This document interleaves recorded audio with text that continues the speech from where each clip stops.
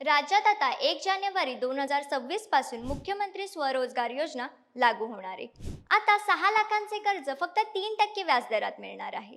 काय आहे ही योजना? सांगते.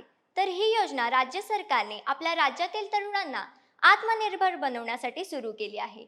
या योजनेअंतर्गत 5 लाख युवकांना 3% व्याजदराने 6 लाखांपर्यंत कर्ज दिले जाणार आहे. मुख्य म्हणजे यापैकी 3% व्याज हे स्वतः राज्य सरकारच भरणार आहे. प्रशिक्षण घेतलेल्या एकूण 1.25 लाख युवकांना या योजनेत 10% प्राधान्य दिले जाईल, अशी माहिती कौशल्य विकास मंत्री मंगल प्रभात लोढा यांनी अधिवेशनात दिली.